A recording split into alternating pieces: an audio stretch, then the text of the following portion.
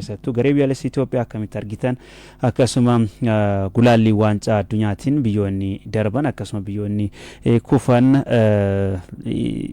akkamitti ilaaltan kan jedhu yaada keessan yoo nuuf qooddan deebisnee kan qilleensarra oolchinu ni ta'a.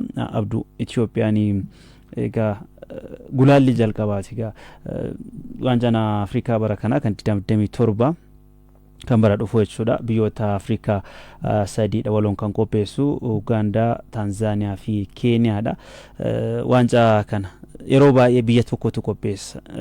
Yoo akkanatti walitti qindaanii qopheessan yeroo sadaffaadhaaf seenaadhuma waancaa Afrikaatittu waggaa 50 booda immoo waancaan Afrikaa baha Afrikaatti yoo qophaa'u yeroo jalqabaatiif bara 1976 Itoophiyaan waancaa Afrikaa qopheessite erga Moorokoon shaampiyoonii taateas baha Afrikaatti dorgommiin kun qophaa'ee hin beeku. Sababoota garagaraatiif dorgommiin kun baha Afrikaatti kan qophaa'u boodarraa ni kaasna. Bu'uuraalee misooma ispoortii sadarkaa kubbaa miilaatiin biyyoonni baha Afrikaa irra jiran sababa gurguddaa dorgommiin kun baha Afrikaatti akka hin qophoofne taasise keessaa tapha kaleessa Itoophiyaan Saawutoon Piriinsiipii goolii 1-0 injifattee edama walii gala 4-0 injifattee marsaa ittaan yookiin tapha ramaddiitiif darbitee irraa eegalla. Taphni kun istaadiyeemii Dirreedawaa taphatee taphatamee Itoophiyaa waggaa 5 booda dirree fidee gartuusaa ishee fuulduratti taphattee jirti. Hiikoo guddaa qaba taphattoota kubbaa miilaatiif akkasuma jaallattoota ispoortii biyya kanaatiif.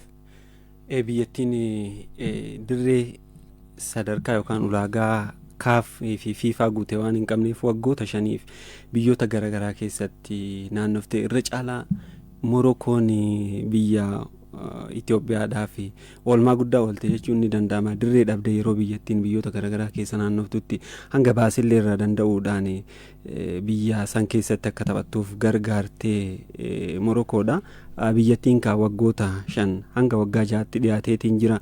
Taphoota naannoo 37tti dhiyaatu dirree ormaa irra naannoftee taphachuudhaaf kan dirqamte kaleessa yeroo jalqabaatiif tapha jalqabaa dirree ishee irratti taphatte injifannoo lammaffaas walitti aansuudhaan erga bara 2020 kan galmeessiteedha. Biyyattiin istaadiyeemiin Dirreedawaa baay'ee xiqqaadha. Deeggartoota 10,000 hanga 20,000 hin caalleedha kan inni keessummeessu. Ta'us hangas dirree keessanitti deebitee yookaan dirree keetitti deebiteetiniin taphachuun deeggaraa kee fuulduratti taphachuun akka taphataa 12ffaan taphachuuti. Kuni Itoophiyaaf hanga ta'e tokko waan gaariidha. Waan gaarii ta'us immoo miseensonni garee kubbaa miilaa Itoophiyaa leenjisaa kilabichaas dabalateetiin dubbataniitiin kan jiranii kaleessa kaa Itoophiyaan taphni jalqabee daqiiqaan 7 yoo gahuudha goolii jalqabaa kan galchite tapha gulaalli duraa kanaan waancaa Afrikaa 2027 yookaan immoo ji'oota 14 booda waancaan kun kan dorgomamu tapha kanaan Charinnat Gugsaa daqiiqaa 7 yoo gahu goolii jalqabaa galchee fi sanboodas goolii galchuudhaaf yaaliin isaan taasisan tapha boqonnaa duraatiin bareeda ture. Ta'us boqonnaa duubatti deebi'anii goolii galchuuf tattaaffiin taasisan sun hir'achaatiin dhufee ittisa irratti kan fuulleeffatan fakkaata. Maalumaafuu Itoophiyaan goolii 4-0 qabdi waliigalaa injifatteetiin marsaa itti aanutti darbiteetiin kan jirtu. Tapha kanaan leenjisaan garee biyyaalessaa Itoophiyaa Yohaannis Saalee taphattiin dargaggootallee yeroo itti tapha injifachuudhaaf dhiyaanne yookaan immoo tapha kanaan marsaa itti aanutti darbuudhaaf dhiyaanne jedhaniitti yaadanitti taphatti dargaggootaaf carraa kennaniidha. Dargaggoota fakkeenyaaf taphataa Nageellee Arsii sarara fuulduraa irratti taphatu Kabbee Buzunaa bara kana Pirimeer Liigii Itoophiyaa marsaa duraatiin taphataa cimaa leegichaa ta'uun isaanii yaadatama. Taphattoota akkanaa lafaa dhufeeyyii kanaafis yeroo itti taphattoota muuxannoo qaban jijjiiranii isaanis akka muuxannoo horatan itti taasisanidha. Itoophiyaaf wanta gaariidha ka waancaa Afrikaa 2029 illee biyyattiin qopheessuudhaaf yaalaatiin kan jirtu.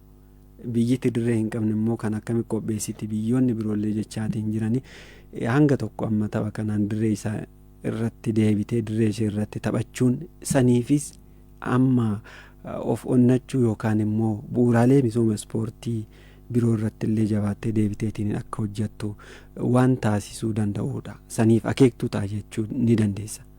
Dhugaadha kaleessa Itoophiyaan goolii tokkoof zeeroodhaan haamawattu malee caalmaa taphaa fudhattee carraawwan goolii hedduumtee taphattee jirti.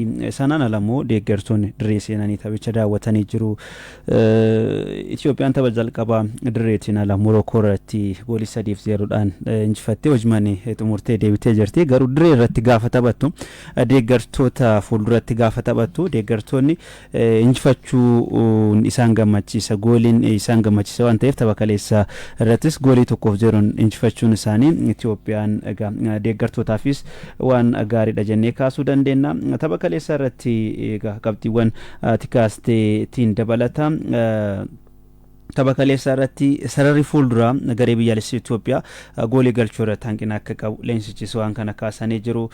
Keessattuu fayyadama taphattoota irratti leensichi akkuma waliigalaatti hanqinni kan jiru taphattoota dhuunfaa biroo osoo hin ta'in akka gareetti hanqina qabna san fooyyeffachuu qabna waan jedhu kaasanii jiru. Biyyatti waliin taphatan biyya baay'ee kubbaa miilaatiin sadarkaa gadii keessa jirtudha.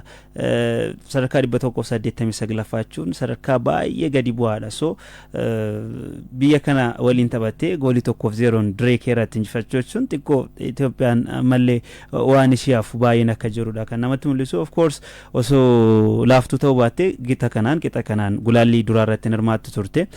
Gulaallii kanarratti biyyoota hirmaatan kan laallu yoo ta'e biyyoota akka Leesotoo, Sudaan Kibbaa, Somaaliyaa, Buruundii, Eritiriyaa, biyyoota akka Chaad, Saawutoom Pirinsipii baay'een isaanii biyyoota bahaa fi akkasuma giddugaleessa kanatti argamanidha. Biyyoota kubbaan miilaa isaanii baay'ee gadi bu'aa ta'edha. Biyyoota akka Siisheels fa'aadha. Jibuutii dabalatee jechuudha. Biyyoota kana keessa Swaatinii dabalatee biyyoota kana Moorishees dabalatee biyyoota kana keessaa tokko ta'uun kubbaan miilaa Itoophiyaa hagam gadi bu'u hagam dadhabaa ta'uu isaati kan namatti mul'isu ni kaasna. Liigiin biyyattii kaffaltiidhaan akka Afrikaatti sadarkaa sadaffaadhaatti argama jenna. Garuu faallaa isaatiin sadarkaa Afrikaa fi addunyaa irratti kubbaa miilaatiin sadarkaan irra jiru faallaadha. Rakkinni isa bira jira. Rakkoon hanqin qaawwee isa bira jira jettee gaafa laaltu akkuma liigalaatittuu naashinaal tiimiidhaaf gaafa ta'u yookiin liigiin biyyattii sadarkaan isaa gadi bu'uun mallaqa ofarratti xiyyeeffachuun taphattoonni gaafa naashinaal tiimiidhaaf jedhamu inumaayyuu taphattoonni garee biyyaalessaatiif gaafilaman akka hin barbaannedha. Maaliifi gareen biyyaalessaa taphatu hunda mo'amuu isaatiin wal qabate mo'amuu wanta jedhu sana isaan nuffisiise yookiin immoo mo'amuu san jibbaaf jecha naashinaal tiimiidhaaf gaafataman mo'ame jechuu san fakkaata. San diddaaf jibbaaf hamma filamuu dhabuutti jibbuutti gaanii ture. Amma gulaalee kana darbanii jiru ramaddii biyyoota 48tti makamanii jiru. Ramaddii san keessa isa akkaataan itti seeccaan adeemsa mataa isaa qaba. Biyyoota 24 hirmaata waan ta'eef garee 13 keessa garee 13tti qoodamuudhaan kan dorgomanii 13 keessa 13 tokkoffaa ta'anii kan xumuran kallattiidhaan ni darbu akkasuma sadaffaa gaarii kan ta'an taananii darbu achi booda immoo tapha dhaqaa galaatiin biyyoonni lammaffaa gaarii kan ta'an jechuudha. Sadaffaa gaarii fi akkasuma lammaffaan walitti dhufuudhaan waancaa Afrikaa biyyoonni 3 waloon qopheessan kan bara dhufuu kanarratti kan hirmaatan ni ta'a. Itoophiyaa fi Burundiin gulaallii kanarratti biyyoota ga'umsa fooyyee qaban jechuudhaan kaaf barreessee jira. Gulaallii irrattis akkasuma tapha ramaddii irrattis biyyoota ga'umsa fooyyee mul'isuu danda'an jechuudhaan kan barreesse. Kanaaf ammoo Burundiin tapha dhaqaa galaatiin Chaadiin goolii 8-0 kan injifatte. Itoophiyaan akkasuma 4-0 kan injifatte. Itoophiyaan 4-0 tapha injifatte. Egaa ittisni si gaarii ta'us kaasee jira. Tapha kaleessaa irratti osoo jennu goolii 2 carraa Itoophiyaatti galuudhaaf ture. Karreegaan Itoophiyaa Abubakar Nuuraa akkaataan itti deebise karreegaan kun dhuguma karreegaa jabaa ta'uusaa itti mul'isee jira yookiin tapha itti mul'ise jechuu ni dandeenya. Egaa Itoophiyaan waancaa Afrikaa kana hundeessota keessaa takka warra hundeessan jedhaman keessaa takka taatus garuu waggoottan as dhiyoo kana ga'umsi yookiin hirmaannaan ishiin waancaa Afrikaa irratti qabdu yeroo gara yerootti gadi bu'aatee kan dhufe kun ammoo lammiilee biyyattii jaalala kubbaa miilaa olaanaa qabaniif gaarii miti. Akkuma waliigalaatti lammiilee biyyattii osoo hin ta'in kubbaa miilaa kennaa taphattoonni qaban kubbaa miilaatiin Itoophiyaa keessa taphattoonni hedduun akka jiran ni himama. San qixa silaam eegamuun ogummaadhaan akaadaamii garaagaraa hundeessuudhaan liigii biyyattii ammayyoomsuudhaan xiyyeeffannoo mallaqa irratti qofa ta'essan ga'umsa olaanaa mul'isanii yookiin immoo sadarkaa olaanaa godhaaf liigoota gurguddoo Awurooppaa keessa taphachuudhaaf taphattoonni kaayeffatanii qixa sanaan akka deemanitti hubachiisuudhaan kubbaa miilaa biyyattii guddisuun ni danda'ama. Fakkeenyaaf bara 2013 waggaa 31 booda gara waancaa Afrikaatti kan deebite egaa hundeessitoota keessaa tokko taate waggaa 31 waancaa Afrikaa irratti hirmaanne jechuun hagam takka waancaa Afrikaa irraa fagaachuu kee kan sitti mul'isudha. Gama biraatiin biyyoonni Itoophiyaa waliin hundeessan kanneen akka Egypt fa'aa irra deddeebiidhaan shaampiyoonii ta'uudhaan irra deddeebiidhaan hirmaachuudhaan waancaa Afrikaa qofa miti waancaa addunyaa irratti hirmaachuudhaan biyyoota sadarkaa olaanaa irratti argamanidha. Itoophiyaan garuu faallaa sanaatiin even Suudaan hundeessitoota keessaa takkaadha. Kubbaa miilaa Afrikaa irratti irra deddeebiidhaan waancaa Afrikaa irratti hirmaachuudhaan biyya seenaa guddaa qabdudha. Egaa amma leenjisaa haaraas qacaranii jiru. Gama federeeshiniitiin sochiiwwan tokko tokko wantoonni gama mootummaatiinis deeggarsi jiru fooyyee fakkaata. Fakkeenyaaf tapha kaleessaa booda erga injifatanii kutaa uffannaatti seenuudhaan deetaa ministeeraadhaaf ispoortii obbo Mukiyyuu Muhammad dabalatee namoonni hedduun taphattoota kanneen jajjabeessanii jiru. Pirezidaantiin federeeshinii kubbaa miilaa Itoophiyaa obbo Isaayyaas jira jajjabeessituu jechuudhaan mallaqa birrii miiliyoona 2 taphattoota kanaaf fakkeenyaa waadaa galanii jiru. Amma rakkina mallaqaa miti of course taphattoonni kunniin kan qaban jajjabeessuun gaariidhuma garuu jaalala biyyaa san xiinsammuu biyyummaa amma biyya gaafa kaastu yeroo baay'ee jaalala biyyaa kan raayyaa ittisa biyyaatiin qixa madaalamu hin jiru. Qixa sanaan atileetotaan kan madaalamu hin jiru. Ammaas dhiyoo kan atileetiksii irrattis wantoonni argaatii jiru gaariin fakkaatu malee duraan amma gaafa faaruun alaabaa Itoophiyaa jedhamu faarfamu atileetonni kanneen akka Hayila Gabrasillaasee fa'aa yeroo isaan bo'an imimmaan isaanii ija isaanirra dhangala'u argaa turre sun jaalala biyyaati waan biraa miti si galee so miira sana akka deebifanii argatan gochuun kubbaa miilaa Itoophiyaatiif mallaqa caalaa waan jajjabeessitu ta'uu danda'u natti fakkaata gama kootiin. Kaleessa garuu Itoophiyaan qixa sanaan goolii 1-0 injifachuun ishee gam tokkoon deeggartootaafis waan gaariidha jennee waan kaasuu dandeenyudha.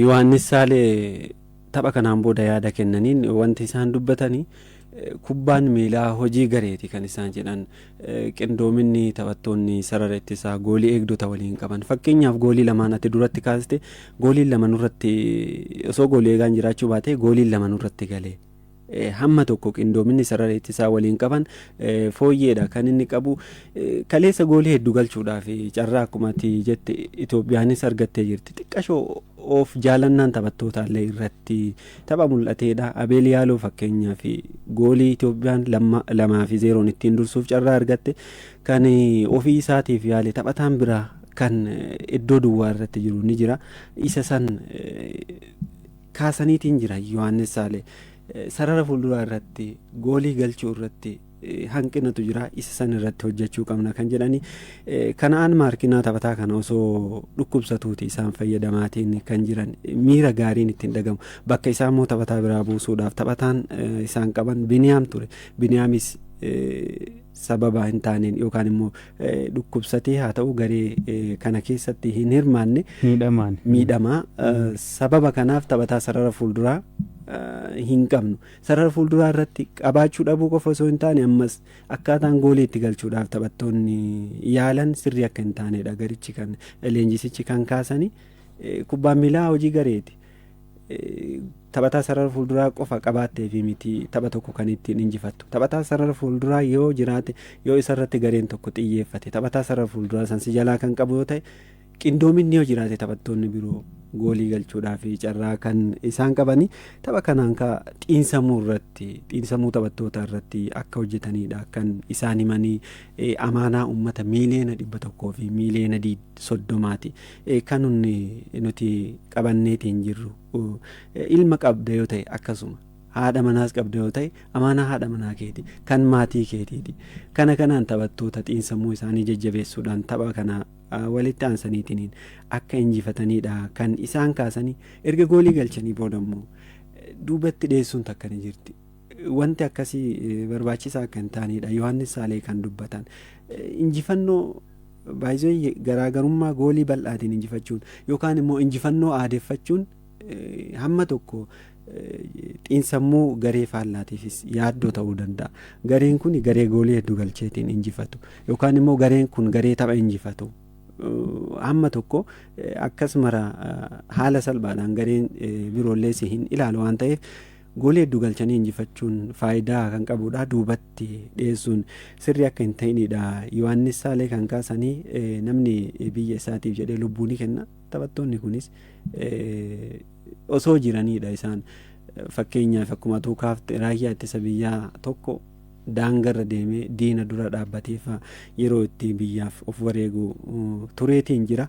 Ati immoo lubbuu keetiin jiraattee waraana booddeen isaa nagaa ta'een biyya kee tajaajiluun amman bu'aa akka qabu kana irratti hojjetanii xiinsammuu taphattoota irratti hojjechuun barbaachisaa akka ta'ee fi kana irrattis hojjetaa akka turanidha kan kaasanii. Wanti fooyya'uu qabu baay'een akka jiru kanuma duratti kaafne goolii galchuu irratti taphattoonni ammallee daran of fooyyessuu akka qabanidha kan kaasanii. Tarii dadhabbiin ni jira. Asii ka'anii imala karaa garaagaraa keessa deemanii kallattiidhaan biyya tokkotti hin imalle karaa dheeraa deemaniitiin osoo shaakala gahaaf yookaan immoo boqonnaa hin argatiin tapha kanaaf kan deebi'anii sun akkuma jirutti ta'ee hanqinni baay'een akka jirudha kan kaasanii. Dirreedhaan wal qabatee immoo abdiin akka jirudha Yohaannis Saalee kan kaasan. Kunis ta'ee ammallee qaamni hojjechuu qabu dirree irratti hojjechuu akka qabudha. Dirree Itoophiyaa madaaloo miti. Dirreen eeyyeen sadarkaa kaaf barbaadu hanga tokko guuttateetiin jira. Innumtuu immoo akka jedhamaatu hin turetti itti gaafatamaan waajjira federeeshinii kubbaa miilaa Itoophiyaa obbo Baharuu Xilahuun kana dura ibsa miidiyaaf kennan irratti tapha kana qofaadha dirree kanarratti taphachuudhaaf kan carraan kenname. Innumtuu immoo namoota 10,000 hanga 20,000 hin caalleedha kan inni keessummeessu. Yohaannis Saalee inni kuni quubsaa akka hin taanedha kan isaan kaasan. Itoophiyaan biyya uummata miiliyoona 100 fi miiliyoona 30 qabdudha. Dirree uummata miiliyoona osoo hin taane 60,000 hanga 70,000 nama qabatu qabaachuu qabdiidha kan isaan jedhanii. Kana gochuudhaaf immoo qaamni dhimmi ilaallatu qaamni waan kana furuu qabu ammas ilaaluu akka qabudha kan kaasanii.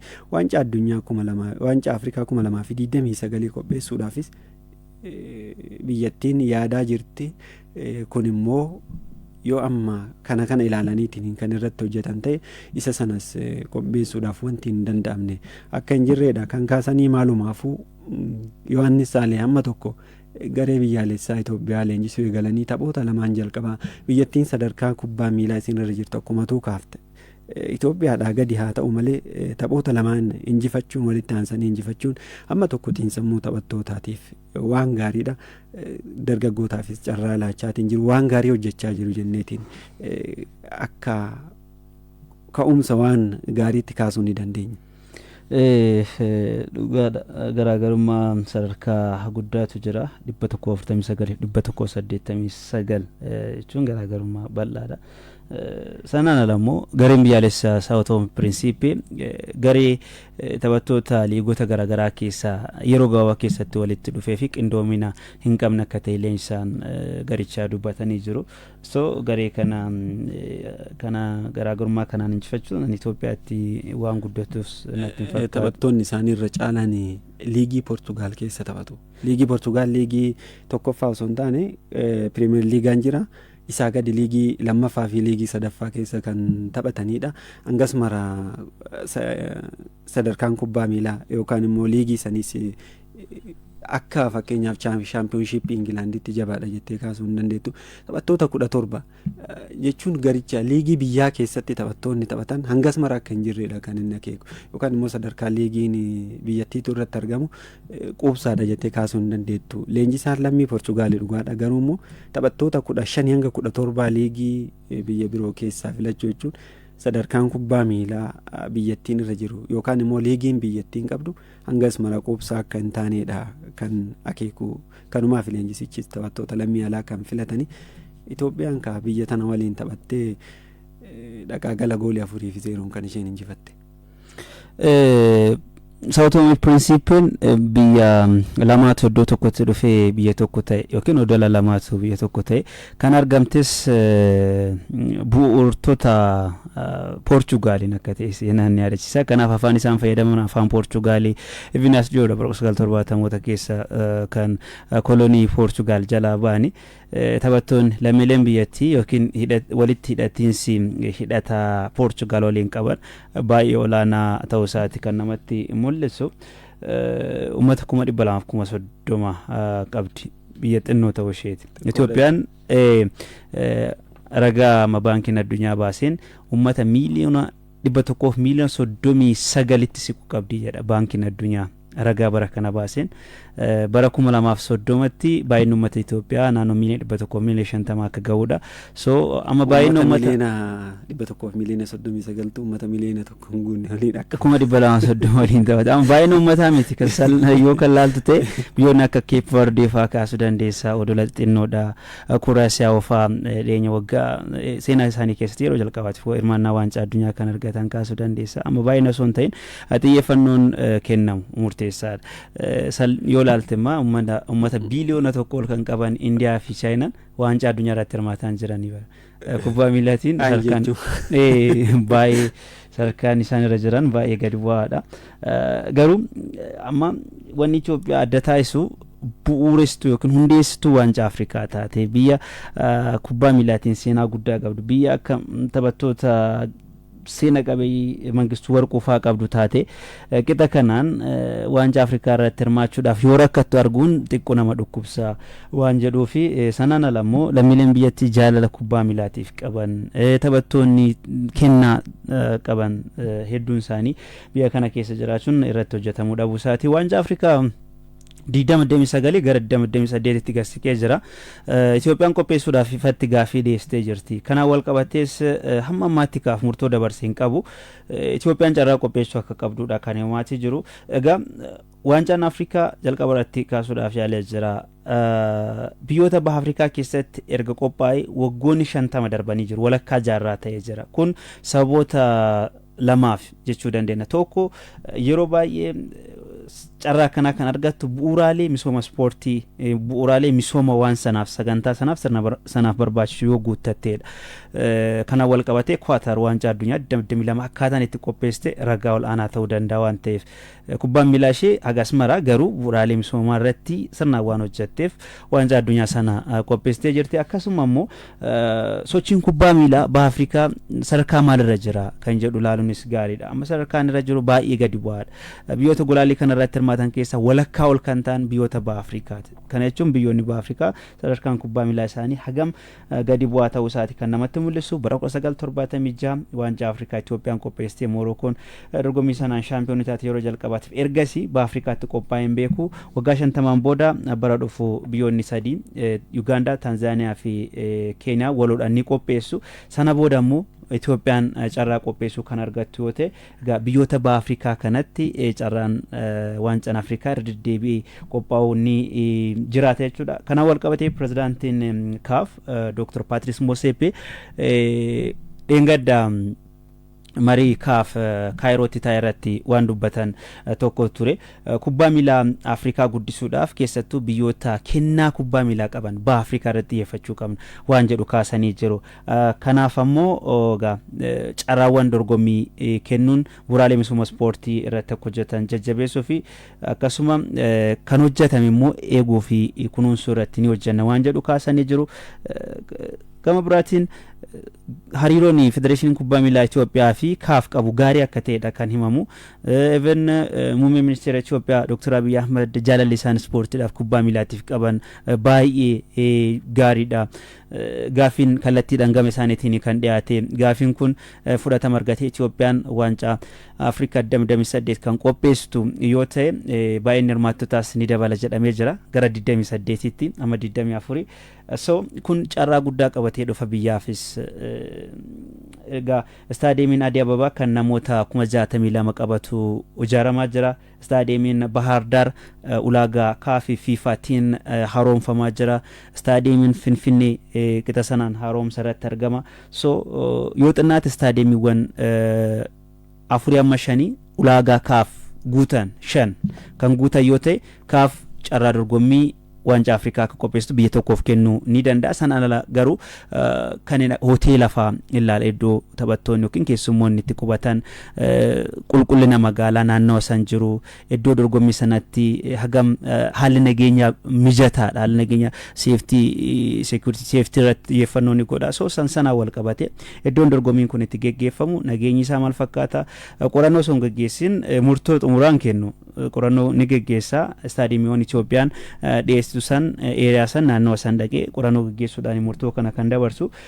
Istaadiyeemiin Adii Ababaa yoo xumurame akka baha Afrikaatti istaadiyeemii guddaa carraa ta'uu ni qabaata. Istaadiyeemii 62 qabu kan qabu hin jiru hamma yoonaatti jechuudha. Afrikaa baha keessa istaadiyeemiiwwan gurguddoo jedhaman istaadiyeemii Taanzaaniyaa Benjaamin Mkapa 60 kan qabatu akkasuma kan Keenya Moi International Sports Center giddugala ispoortii Moi kan Kaasaraanii istaadiyeemii Kaasaraanii jedhamu teessoo namoota 60 qabatudha. Sanaan ala istaadiyeemiiwwan sanaa ol qabachuu danda'an hin jirani. So istaadiyeemiin Adii Ababaa ijaarsi isaa kan xumuramu ta'e akka baha Afrikaatti istaadiyeemii guddaa baha Afrikaa ta'uu ni danda'a. Mallaqa guddaas mootummaan Itoophiyaa irratti invest gochuudhaan kan hojjetamaati jiru. Tiraakii irratti hojiin hojjetamu baay'eessa. So amma garee biyyaalessaa ga'oomsuu irratti osoo xiyyeeffatamee gaarii na fakkaata. Amma hanqinni bu'uuraalee misooma ispoortii waggoottan dabarsinee haasaa turre furamuuf almost furamaati jira. Tiraakiin ijaaramee jira kan xumuramaa jirus jira. Akkasuma istaadiyeemiiwwan ulaagaa kaafii fi fiifaa guutaniin ijaaramaati kan jirani. So amma garee biyyaalessa Itoophiyaa garee murkataa ta'e garee gooliin hedduu itti galu garee mo'amu garee akkasii garee maaltu na dhibdeedhaan dirree keessa olii gaffii osoo hin ta'in garee imaanaa baatee jaalala biyyaa san qixa sanaan baatee socho'u horachuun qabaachuun gaarii natti fakkaata. Akka walii galaatti Itoophiyaan egaa tapha kaleessaa qixa sanaan injifachuun hiikkoonsaa kallattii adda addaatiin ibsuun akka danda'amudha kan namatti mul'isu. Wanti dabaltuu hin jiraatin biyyoota tapha kana erga bara 2020 taphoota lama walitti aansiteetiin yoo injifattu biyyattiin kan jalqabaa ta'eetiin jira. Sababni kun ta'eef immoo homa duratti kaasaatiin ture. Taphoota 37 gidduu kanatti taphatteen taphoota hedduu ni mo'amti. Yookiin tapha tokko yoo injifattu tapha itti aanu injifachuun baay'ee itti ulfaata. Dirreedhaan ala taphachuudha kun hundi kan dhufeef jechuudha. Misoomni ispoortii laafaa ta'uu isaati. Yeroos bara 2020 Niijer goolii 3-0 akkasuma Madagaskar goolii 4-0 injifachuun ni yaadatama. Sanii as taphoota 37 darban biyyoota garaagaraa keessa naannoftee taphachaa waan turteef injifannoon kan irraa fagaateedha. Maalumaafuu Itoophiyaan saa'otoo minda piriinsippee taphoota 4 biyya tana waliin taphattee tapha jalqabaa biyya isheetti bara 2015 Yohaannis Saalee yeroo sanis leenjisaa biyyattii turanii kan mo'amtee sanii as taphoota 3 waliin taphattee gooliin osoo irratti hin galin goolii 7 galchitee injifatteetiin jirti. Taphoota gulaalli dura biyyoota Afrikaa kan ati duratti kaaftee Burundiin goolii 8-0 qabxii waliigala 4-0 si'a lama injifattee 8-0 kan injifattee. Iswaat Eertiraan kaleessa goolii 2-1 Iswaatiinii kan injifattee waliigala goolii 4-1 injifachuudhaan marsaa itti aanutti kan dabartee. Soomaaliyaa fi Moorishees goolii osoo walirratti hin galchin taphoota lamaanuu kan xumuranii. Soomaaliyaan peenaalitiidhaan goolii 4-2 injifachuudhaan marsaa itti aanutti darbiteetiin kan jirtu. Suudaan kibbaa biyyatti tuni biyyaas dhiyeenya kana Suudaan irraa citteedha. Ta'us waancaa Afrikaatiin yeroo baay'ee ni hirmaatti. Biyya nageenyi isheellee hangas mara tasgabbii hin qabne biyya keessatti illee carraan tapha taphachuu isaanii baay'ee rakkisaa ta'edha. Ta'us waancaa Afrikaatiin hamma tokko biyya imala gaarii deemtuudha jechuun ni dandeessa. Jibuutii 4-1 injifachuudhaan tapha ramaddii keessa galuudhaaf carraa argatteetiin kan jirtu. Leseettoon goolii 2-1 Siisheelsi kan injifatanii. Walumaa galatti biyyoonni 6 biyyoota 42 kallattiidhaan gulaallii keessa jiranitti dabalamuudhaan biyyoonni 48 taphoota gulaallii waancaa Afrikaa 2027tiif ta'uuf darban adda bahaniiti kan jiranii. Itoophiyaanis isaan keessaa tokko ta'uu ishee kaleessa kan mirkaneeffatte. Itoophiyaan egaa tapha dhaqaaqalaatiin goolii 4-0dhaan kan injifachuu dandeesse. Bu'uuraalee misooma ispoortii wal qabatee jalqaba irratti wanti kaasne akkuma jirutti ta'e garuu bulchiinsa magaalaa Direedawaa dinqisiifachuu dhabuun gaarii natti hin fakkaatu. Abduu maaliif kantiibaan magaalaa Direedawaa obbo Kadir Juhaar kantiibaa baay'ee ispoortii jaallatan ta'uun isaanii beekamaadha. Even osoo isaan qixa kanaan xiyyeeffannoo guddaa kennuufii baatanii Itoophiyaan carraa deeggartoota 10,000 dirree seensisuu hin argattu turte.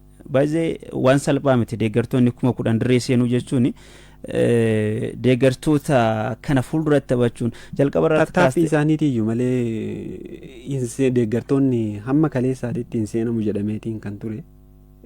Garuu immoo tattaaffii bulchiinsi Dirree Dhawaa waajjirri dargaggoo fi ispoortii Dirree Dhawaa isa kana milkeessuudhaaf baay'ee akka dhama'eedha kan kaafamaatiin ture. Federeeshiniin kubbaa miilaa mataansaa bulchiinsa Dirree Dhawaa galateeffateetiin jira gocha kanaaf itti fufyaasaa.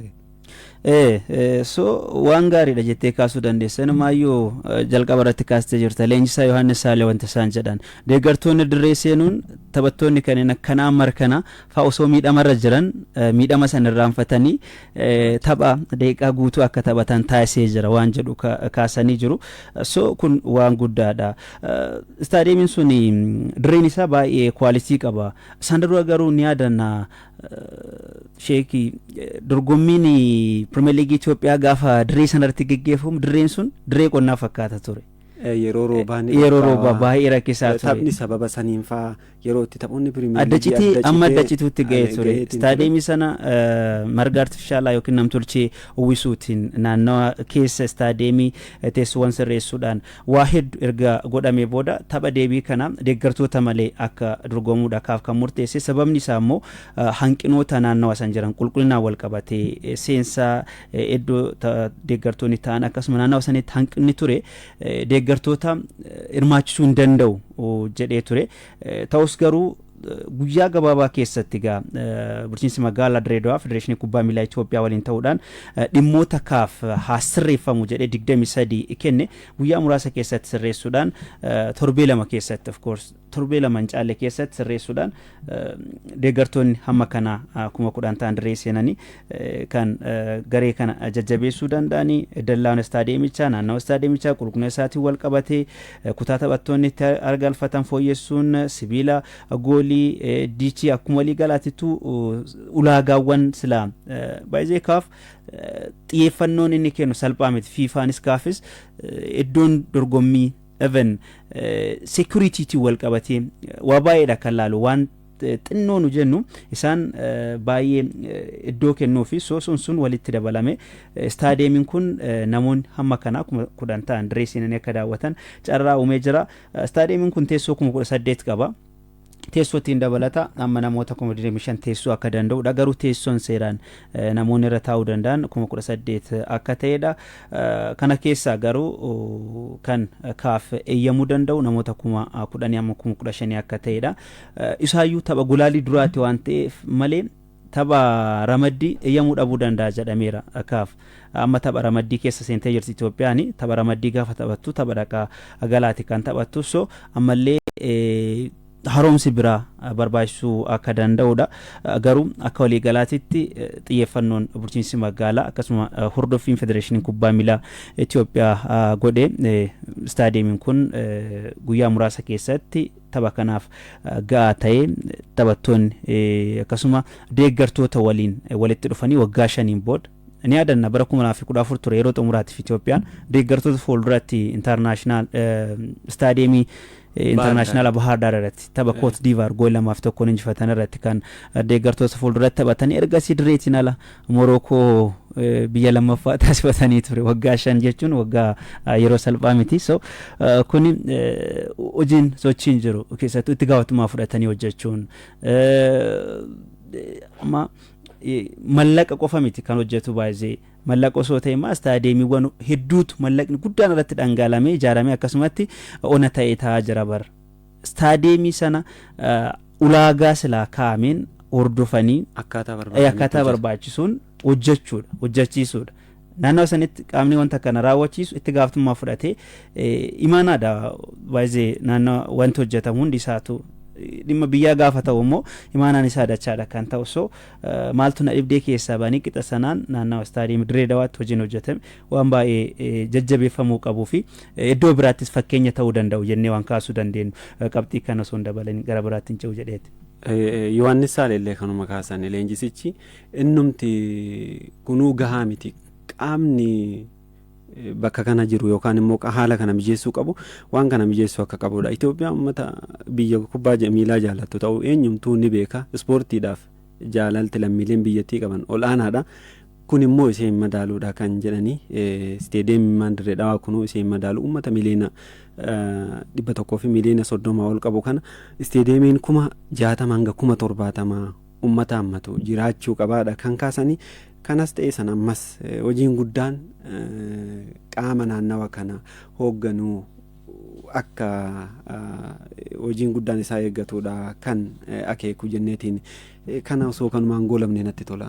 Gato Rippaabilikii Dimokiraataa Koongoo waggaa 52 booda gara waancaa addunyaatti darbitee jirti.